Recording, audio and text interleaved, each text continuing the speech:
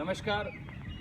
एक बार फिर फेसबुक के माध्यम से आप सब लोगों का स्वागत करता हूं और आज हम उपस्थित हैं एक ऐसी लड़ाई की जगह, एक ऐसी कर्म भूमि जहां से बीकानेर के कई छात्र आंदोलन लड़े गए, सरकारों को झुकाया गया, विश्वविद्यालय महाविद्यालय प्रशासन को झुकाया गया और सरकार तक ये बात पहुंचाई गई कि जहां कहीं भी विद्यार्थियों के साथ हनन हुआ, धोखा हुआ तो वो बात विद्यार्थी सहन नहीं करेंगे।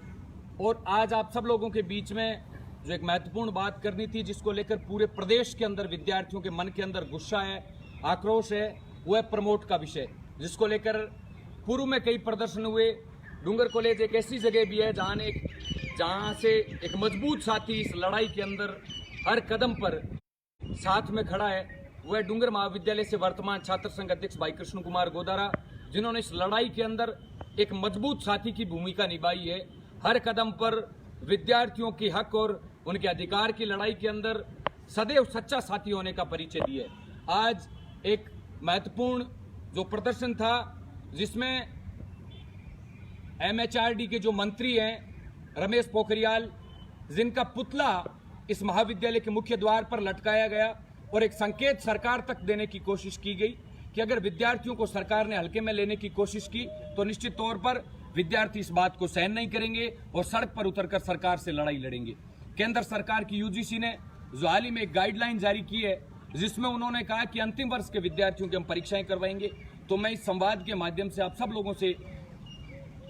लोगों के बीच में एक बात रखना चाहता हूं कि क्या अंतिम वर्ष के विद्यार्थियों का जीवन महत्वपूर्ण नहीं है, या फिर UGC ने, केंद्र सरकार ने जो एक गाइडलाइन जारी की है, जिसमें उन्होंने कहा कि अंतिम वर्ष के विद्यार्थियों की हम सितंबर में संभावित परीक्षाएं आयोजित करेंगे। तो इसलिए यह महत्वपूर्ण है कि अंतिम वर्ष के विद्यार्थियों के साथ सरकार भेदभाव कर रही है। UGC की सोच उन विद्यार्थियों के जीवन की सुरक्षा न करना है। इसलिए आज का जो पुतला मुख्य द्वार पर लटकाया गया, जो राष्ट्रीय राजमार्ग है, उस पर भी उपस्थित है। सरकार तक ये संदेश देने की कोशिश की गई बीकानेर के विद्यार्थियों द्वारा, NSU संगठन द्वारा, कि अगर सरकार ने विद्यार्थियों को हल्के में लेने की कोशिश की तो आज से इस लड़ाई को हमने तेजी प्रदान करने की शुरुआत कर दी है। मजबूरन जो सरकार ने दिशा निर्देश जारी किए हैं कोरोना को लेकर, उन तमाम नियमों को तोड़ते हुए हजारों की संख्या में प्रदेश में विद्यार्थी सड़कों पर उतरेंगे और सरकार को इस बात को चेताने का काम करेंगे कि जो नौजवान देश की सीमाओं पर देश की फौज के रूप में खड़े होकर विदेशी आक्रांताओं से, देशद्रोहियों से और आतंकवादियों से देश की सीमाओं की सुरक्षा कर सकते हैं, उन युवाओं के साथ अगर देश की सरकार ने, केंद्र सरकार ने, UGC ने अगर किसी भी प्रकार का विश्वासघात किया, उनके जीवन की परवाह नहीं की, उनके स्वास्थ्य के साथ खिलवाड़ किया, तो मजबूरन विद्यार्थी जो दिशा निर्देश आपने जारी किए हैं कोरोना समय के, उनको तोड़कर सरकार से आर पार की लड़ाई लड़ने के लिए मजबूर होंगे।